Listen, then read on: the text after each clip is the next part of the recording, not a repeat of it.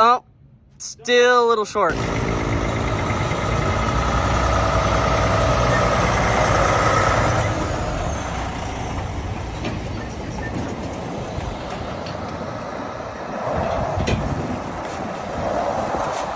Welcome back, guys. We're down here at the Freedom Factory. We found our old fire engine that we sold to Cletus a few years back. We're picking up the Hellcat whistling diesel, pretty much destroyed. We bought it, and it's going to be a fun little Hellcat beater. Just wanted to come check out the fire truck first. This old girl is still hanging in here. Man, I wish he'd sell it back to me. He said he doesn't want to sell it because, you know, they use it in cases of fires around here. Man, she's just such a beaut. See if she'll cheat. Oh, hey, we got power.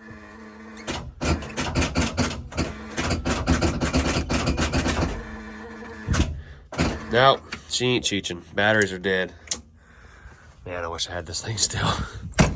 That's right, we're gonna hop in the skid steer here we brought to Cletus a few years ago and load up this Hellcat.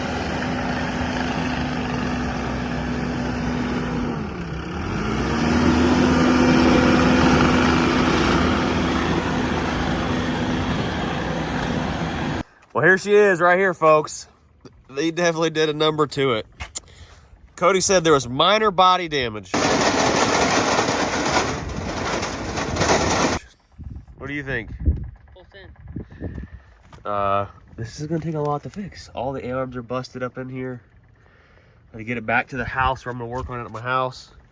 And rip all the, oh God, look at all this. Hey, banana clips are still good.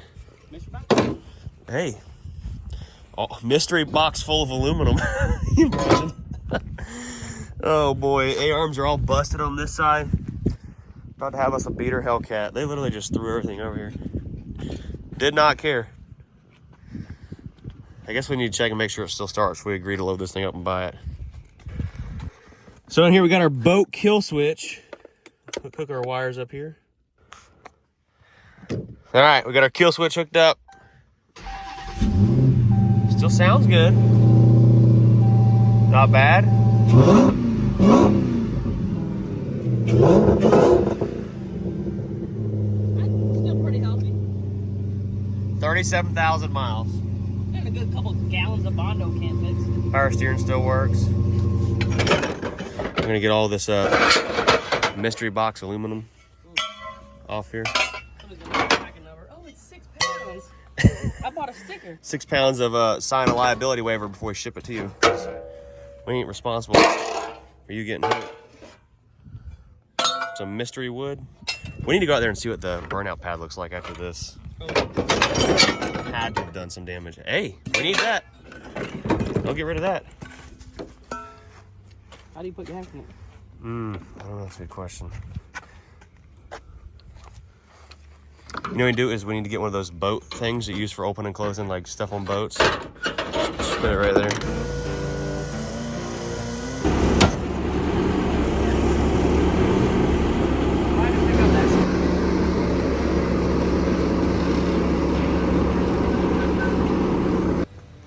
Well, I got this thing loaded up very carefully. We only cracked the real splitter anyways. I was thinking about replacing it with something huge, like off of, you know, movie Cars, one of those 6 or 7, 8 tall pieces of, you know, pieces of something.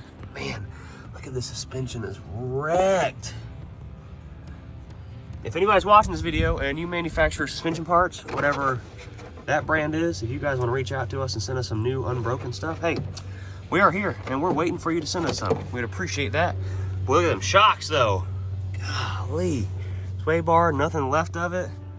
I get this thing to the house, get up on some jack stands, see what we're working with here, because this thing is in bad shape. Oh my goodness. Have to get some those like domestic or import car little rubber band doohickeys and put all around here on the plastics. Jeez. All right, let's strap this thing down. All right, get that thing strapped up. Oh, a little short. Missed it? Yeah, a little short that time. Oh, still a little short. Maybe 2 more feet next time. Okay. All right,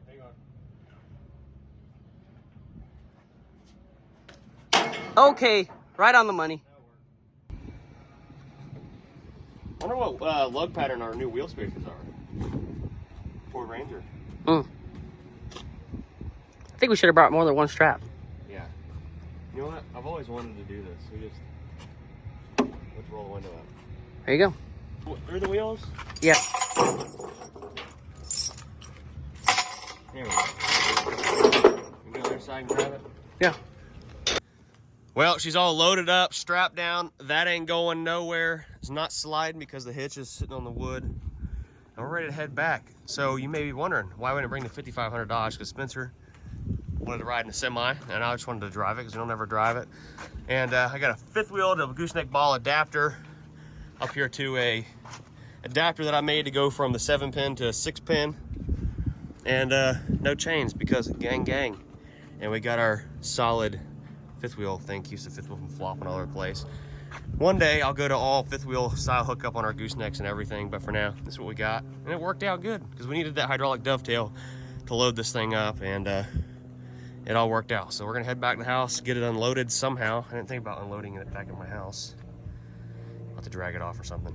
I'll figure it out and go from there. All right, guys, we made it to the house. We're kind of catty-cornered in here, gonna get this thing unloaded.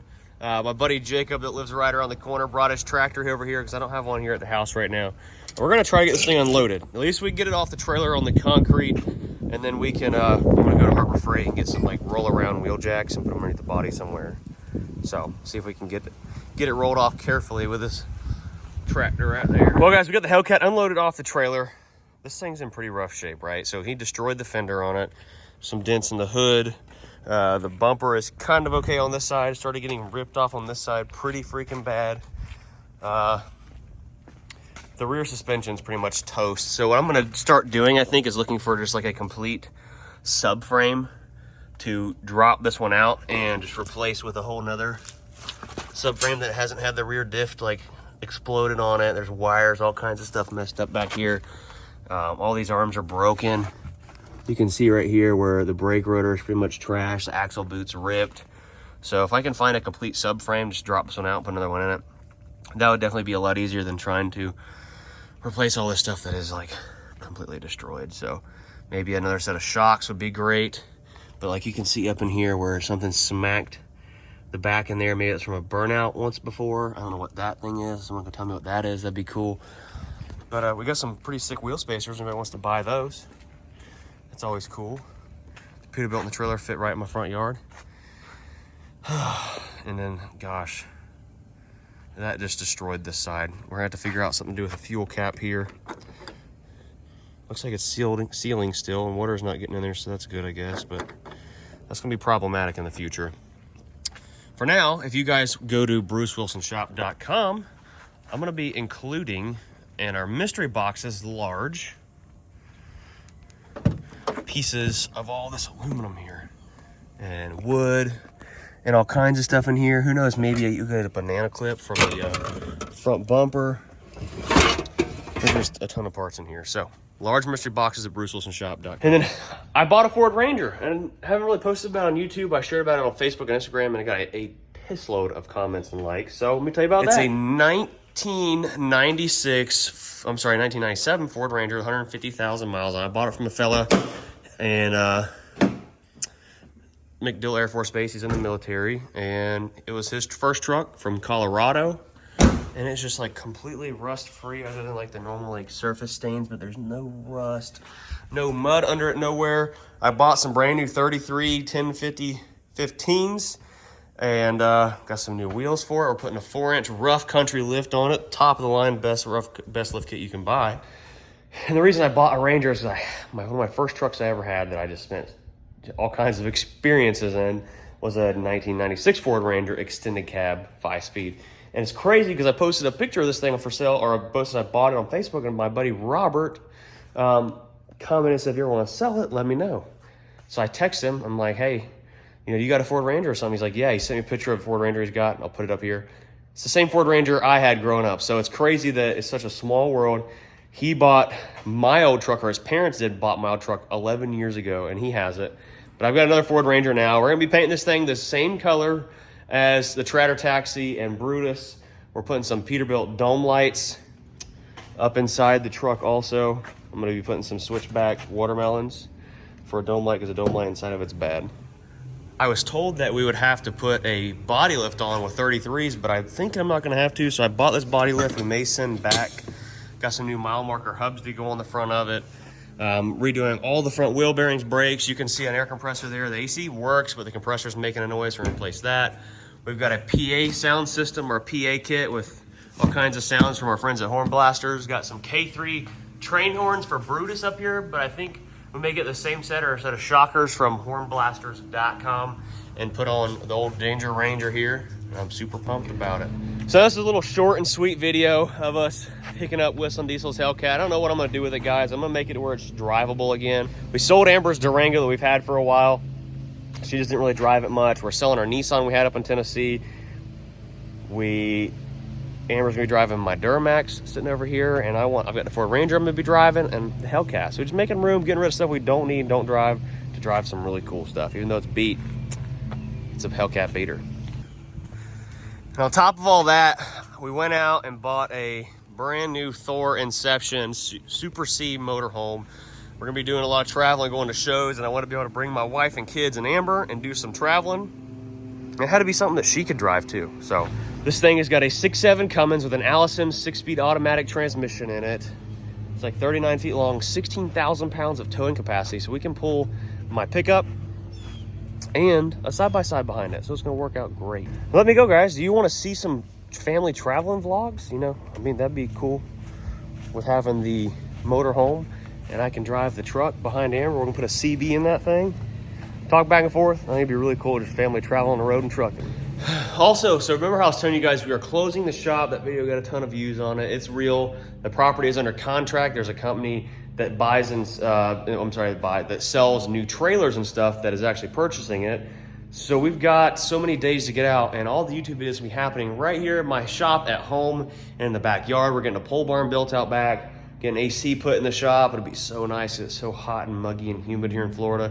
So a lot of the stuff we've been doing at the shop, we're gonna be condensing here to the house until I can find another place to lease, rent, or buy, you know, come like next January or February, because we just bought this house and you can only make so many purchases within a, you know, certain time frame. So what the heck? Daggone hole right there. I never noticed that. Look at that. Get distracted easy. So you guys are gonna be along for the ride. Hope you enjoyed the videos. We'll be back to making some semi-content this coming week. Some really cool videos coming at you. Make sure y'all smash the like button, subscribe to the channel, and we'll be catching you later. Peace.